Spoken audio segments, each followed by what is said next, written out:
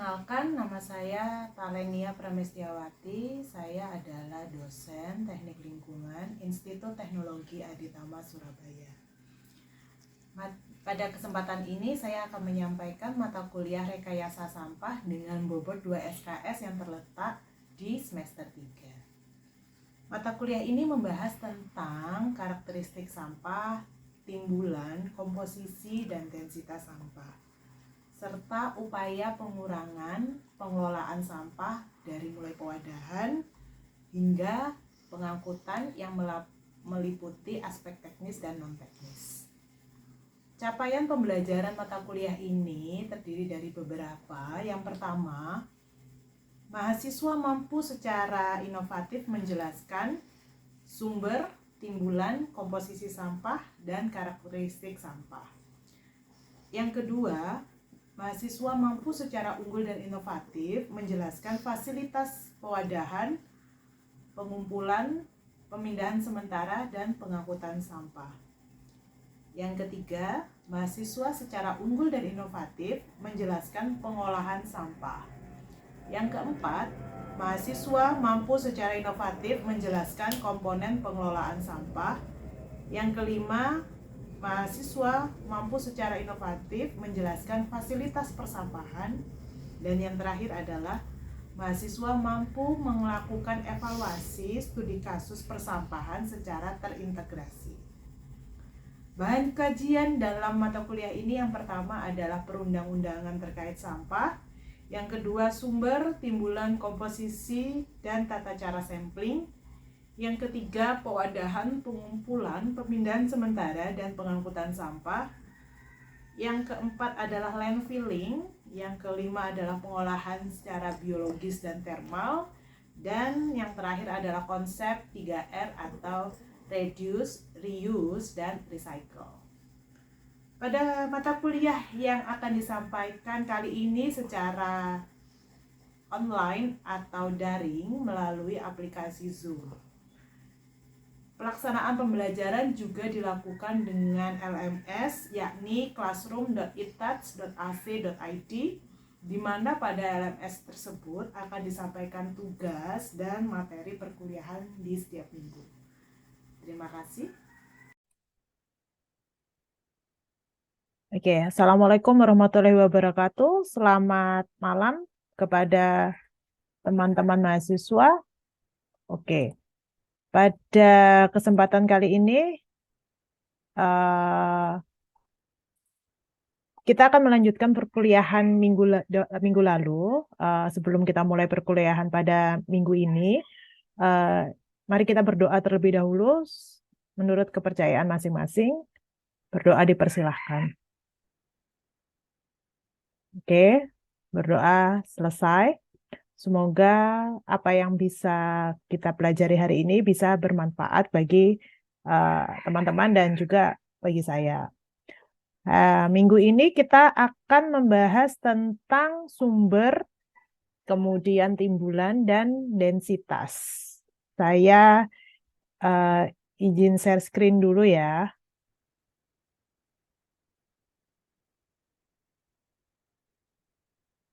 Oke.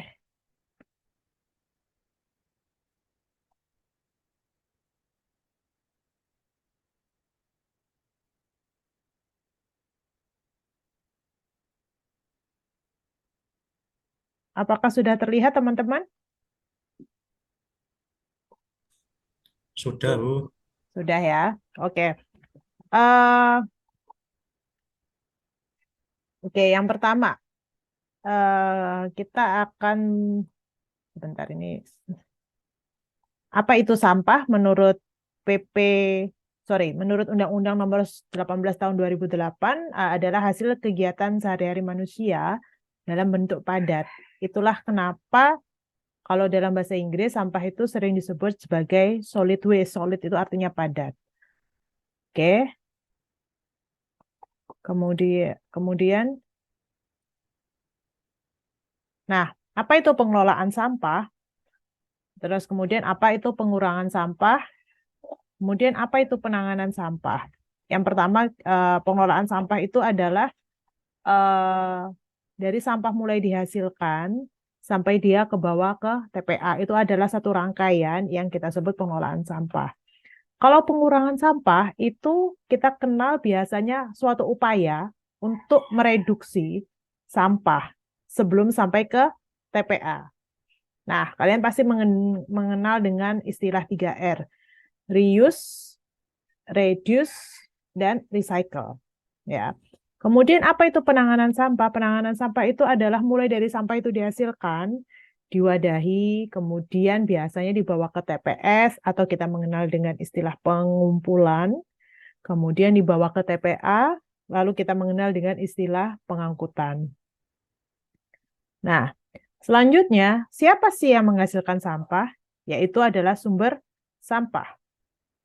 Nah, siapa yang menghasilkan sampah atau sumber sampah ini dibagi menjadi 3. Yang pertama itu adalah sampah rumah tangga, yang kedua adalah sampah sejenis sampah rumah tangga, dan yang ketiga adalah sampah spesifik. Nah, sampah rumah tangga itu apa? Namanya juga sampah yang dihasilkan dari rumah tangga. Yang rumah tangga itu seperti apa? Ya, seperti yang kalian hasilkan sehari-hari, yaitu sisa aktivitas domestik kalian, sisa makanan dan sisa minuman. Nah, yang kedua adalah sampah sejenis sampah rumah tangga, yaitu adalah sampah yang dihasilkan oleh kawasan tertentu atau yang non-rumah tangga, tapi sifatnya sama seperti sampah rumah tangga. Nah, kemudian tadi yang ketiga adalah sampah spesifik. Apa itu sampah spesifik? Yang pertama adalah sampah yang mengandung bahan berbahaya dan beracun. Itu yang kalian pelajari di mata kuliah lain. Begitu juga sampah yang mengandung limbah bahan berbahaya beracun, atau kita mengenalnya dengan LB3. Yang ketiga adalah sampah yang timbul akibat bencana. Jadi biasanya tergantung. Misalkan kalau ada ya tsunami dan sebagainya, itu kan ada sisa-sisa. Nah, itu adalah sampah akibat bencana. Yang keempat adalah sampah bongkaran bangunan atau sampah konstruksi. Yang kelima adalah sampah yang belum diketahui teknologinya nanti apa. Misalkan ini sampah yang baru dijumpai. Ya, jadi mungkin untuk next suatu saat nanti, makanya disebut sebagai sampah spesifik. Yang terakhir adalah sampah yang timbul secara tidak periodik. Artinya bagaimana? Misalkan nih sampah yang timbul karena karnaval, kemudian karena aktivitas yang memang tidak dischedule-kan.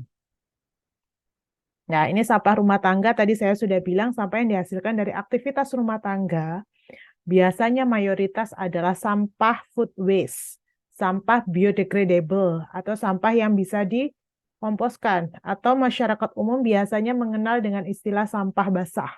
Ya. Yang kedua adalah sumber sampah dari daerah komersil. Seperti apa? Seperti pasar, pertokoan, restoran, kemudian perusahaan dan sebagainya. Jenisnya bisa berbeda-beda. Jadi kalau dari sampah pasar biasanya mayoritas itu bentuknya berupa sampah biodegradable atau sampah basah.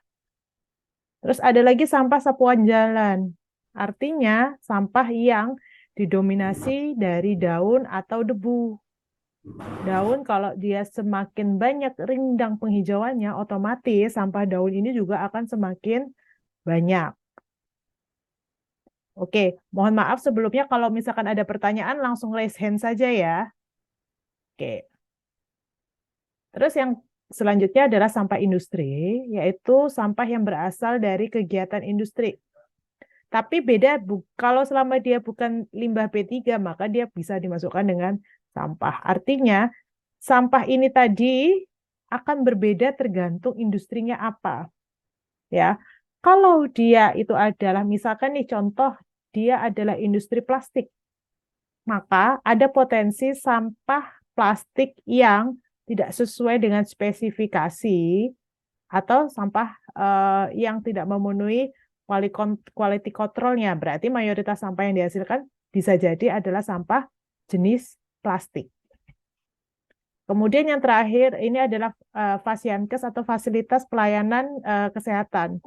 Yang perlu dicermati, Fasiankes ini berbeda dengan sampah medis. Kalau sampah medis, sampah yang mengandung patogen itu adalah termasuk sampah B3 dan ini wajib dibakar atau diolah lebih lanjut. Ya, tentu untuk mengolahnya itu perlu izin dan ini nanti akan dibahas lebih lanjut di mata kuliah yang lainnya. Terus ini ada sampah pembongkaran yang tadi konstruksi. Nah, selanjutnya kita akan masuk dengan timbulan sampah. Timbulan sampah itu dinyatakan dengan dua satuan. Artinya timbulan sampah adalah banyaknya sampah atau kuantiti dari sampah yang dihasilkan oleh penghasil sampah. Penghasil sampah itu yang mana? Yang tadi saya jelaskan, sumber sampah. Ada rumah tangga, ada industri, dan sebagainya. Nah, ini dinyatakan dengan dua satuan. Yang pertama adalah satuan berat, berarti bisa kilogram, bisa ton, bisa kuintal, dan sebagainya. Ya. Kemudian satuan volume, liter, meter kubik, ya. Nah, tadi itu adalah timbulan sampah. Menurut SNI, timbulan sampah itu sekitar 2,5 sampai 3 liter orang per hari. Artinya satu orang itu menghasilkan sampah kurang lebih 2,5 sampai 3 liter atau 0,3 sampai 0,7 kilogram per orang hari. Ya. Kemudian pertanyaannya, data ini didapat dari mana? Yaitu dari sampling. Nah, sampling pertama kita harus tahu dulu sumber yang mau disampling itu berapa. Nah, berapa ini maka ada perhitungannya supaya hasilnya representatif. Nah, ini adalah perhitungan jumlah sampling menurut SNI tahun 94. Jadi, misal nih sampah rumah tangga, maka kita harus tahu dulu populasinya berapa, ya. Kemudian ada yang namanya koefisien perumahan atau CD. Untuk kota besar biasanya kita pakai 1, untuk kota kecil biasanya kita pakai 0,5. Contoh kota besar, Surabaya, Jakarta. Contoh kota kecil, misalkan kota Madiun, kota Batu, kota Malang. Ya. Nah, ini S itu adalah jiwanya. Berarti berapa banyak sih orang yang akan di-sampling? Ya.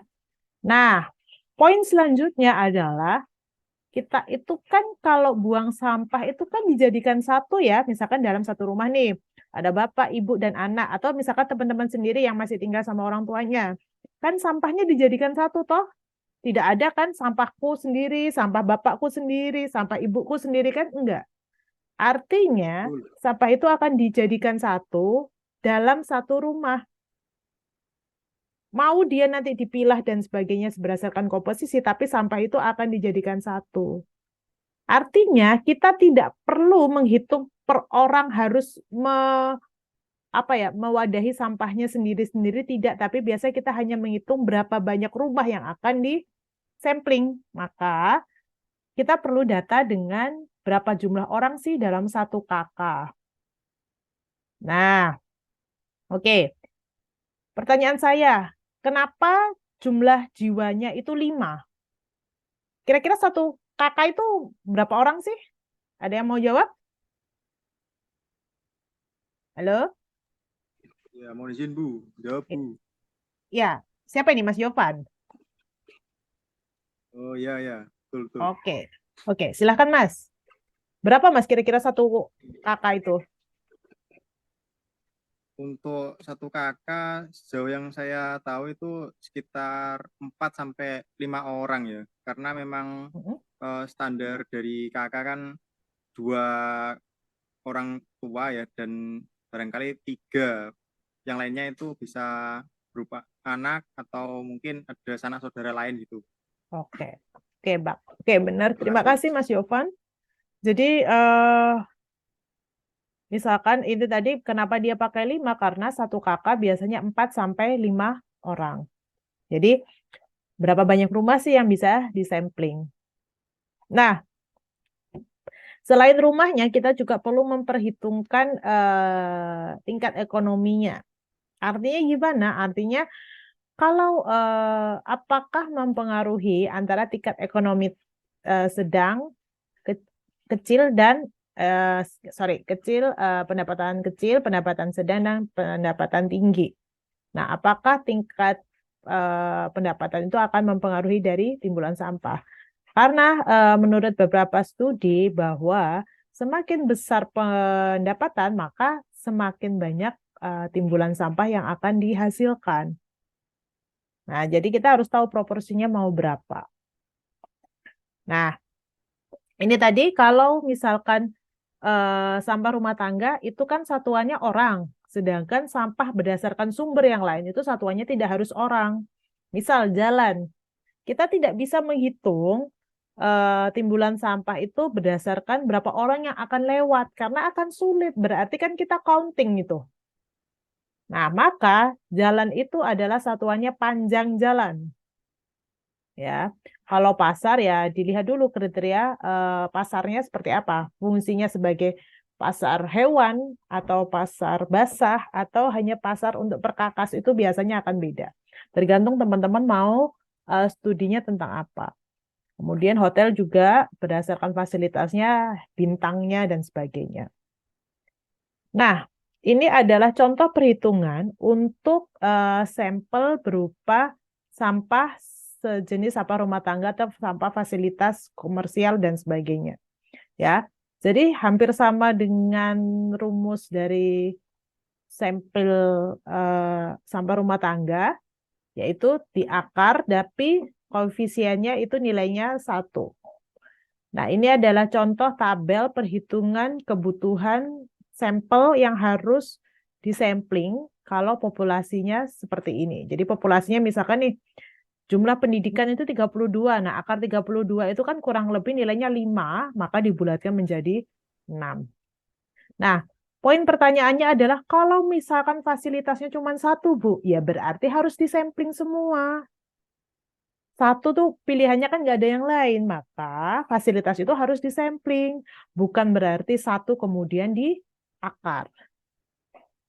Nah, ini adalah satuan untuk timbulan sampah yang tadi saya sampaikan. Kalau rumah tangga itu biasanya kita pakai jiwa, toko itu bisa satuan luas, satuan petugas, dan sebagainya. Terus misalkan nih, pasar juga bisa satuan luas, satuan pedagang. Tadi terus yang jalan itu biasanya adalah satuan panjang, biasanya bisa pakai meter, kilometer, terserah. Nah, terus kalau hotel itu biasanya bed atau tamu yang masuk ke bed hari itu. Oke. Nah, pertanyaan selanjutnya, kapan sampling timbulan ini dibutuhkan? Yaitu adalah sampling dilakukan itu minimal 1 kali dalam 5 tahun. Jadi kalau misalkan itu data pemerintah, misalkan pemerintah butuh data sampling, sebentar ya. Oke, misalkan pemerintah itu butuh data timbulan sampah, maka dia maksimal itu atau minimal dia melakukan itu 1 kali dalam 5 tahun. Tujuannya apa? Tujuannya adalah untuk mengetahui pola konsumsi masyarakatnya.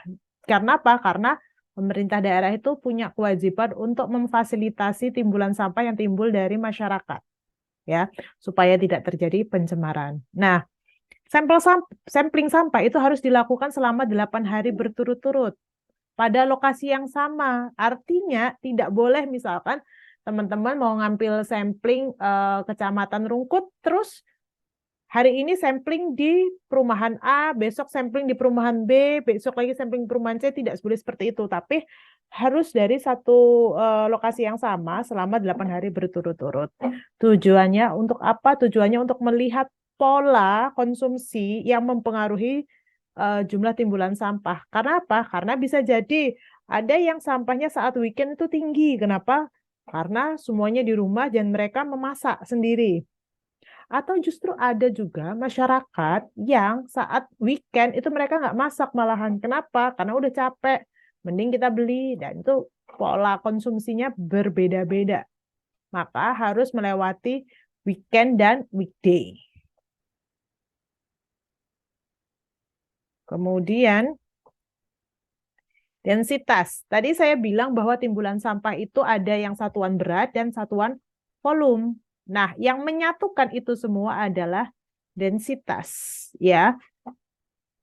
Nah, densitas itu mungkin kalau teman-teman sudah pernah dengar ya, atau kita istilahnya rho. Rho itu berarti massa per volume. Nah, cara samplingnya gimana, Bu? Cara samplingnya itu adalah dengan kotak densitas. Kotak densitas ada dua, ada yang ukuran 40 liter dan ada yang ukuran 500 liter. Ini yang 40 liter, yang ini yang 500 liter. Nah, lalu pertanyaan selanjutnya, gimana caranya sampling densitas? Ya, yang pertama sampah itu tadi habis dikumpulkan itu dimasukkan semua ke sini, ya, dimasukkan tapi jangan ditekan, ya, dimasukkan tapi tidak boleh ditekan. Kenapa? Karena kalau ditekan nanti ada faktor lain, yaitu kompaksi atau tekanan. Nah, semua sampah dimasukkan jadi satu. Kebetulan sampah kota kita itu kan masih tercampur ya. Jadi kita nggak usah misahkan di awal, tapi kita campur saja, kemudian dimasukkan dalam satu kotak. Sampai penuh. Ya, sampai penuh. Nah, kemudian dicatat kilogram sampahnya itu berapa dalam satu kotak 500 liter. Ya, jadi untuk memenuhi 500 liter kotak densitas ini butuh sampah berapa kilo sih? Itu dicatat dalam tabel sampling. Sorry. Kemudian sampah itu dihentakkan, kalau sendiri jelas nggak kuat, dihentakkan oleh 2-3 orang, dihentakkan 3-4 kali, maka akan terjadi penurunan. Ya, mungkin teman-teman melihatnya gambar tengah ini beda foto ya, tapi mungkin bisa dilihat yang kiri itu adalah sampah sebelum dihentakkan, yang kanan ini adalah sampah setelah dihentakkan. Terlihat adanya penurunan sampah. Nah, pertanyaan saya selanjutnya, kira-kira kenapa terjadi penurunan tinggi sampah? Siapa mau jawab? Ayo, silahkan. Mbak deh. Siapa? Oke, Mbak Aril. Silahkan Mbak Aril. Ya Bu, izin menjawab. Menurut saya dihentakkan itu kan nanti supaya sampahnya tuh bisa mengisi ruang-ruangnya yang kosong gitu loh Bu. Jadi bisa terisi. Oh gitu. Jadi kalau sebelum jadi siapa tahu kan sampah itu nggak padat gitu ya, terus dihentakkan mengisi ruang yang kosong. Iya, Oke, terima kasih. mengisi. Oke, jawabannya Mbak Aril benar. Jadi kan sampah itu kan bentuknya nggak seragam ya. Artinya masih ada pola-pola kosong atau kita nyebutnya porositas ya. Ketika dihentakkan, harapannya secara gravitasi dia akan mengisi kosongan itu. Ingat jangan dipadatkan. Oke, ini adalah rumus densitas. Rho sama dengan massa per volume. Thank you. Ada yang mau ditanyakan? Mungkin satu pertanyaan dahulu. Silahkan. Saya Bu. Oke, silahkan. Mas siapa? Ya, Raffi. Oke, Mas Raffi, silahkan. Gimana Mas Ya, Raffi? isi bertanya Bu. Untuk Hah? nilai densitas itu sendiri apakah berbeda Bu antara jenis sampahnya? Misalkan ada sampah jenis makanan Bu, ada kayak dedaunan ada sampah plastik. Nah itu apakah sama Bu densitas antar banyaknya jenis sampah? Terima kasih. Terima kasih Mas Raffi, pertanyaan bagus. Jadi tadi kan kalau kita ngelihat di sini adalah sampah gabungan, campuran. Nah, boleh nggak Bu kita pisahkan dulu sampahnya terus kita hitung densitasnya? Boleh. Nah, pertanyaannya berarti apakah sama? Beda. Ya. Ada sampah campuran, itu nanti ya, dalam satu volume itu diisi sampah campuran semuanya. Jadi ini adalah sampah secara utuh. Untuk masing-masing jelas berbeda. Kita tahu bahwa 1 kilo sampah plastik sama 1 kilo sampah daun itu pasti volumenya berbeda. Lebih besar sampah plastik. Kenapa? Karena enteng, tapi volumenya bulky. Oke. Saya rasa cukup demikian ya. Apa ada pertanyaan lagi? Atau bisa dicukupkan? Oke. Oke, kalau sudah cukup, eh, kita akhiri perkuliahan hari ini. Terima kasih sudah bergabung. Semoga yang sebentar ini bisa bermanfaat. Saya akhiri perkuliahan pada hari ini. Terima kasih teman-teman mahasiswa. Assalamualaikum warahmatullahi wabarakatuh. Terima kasih.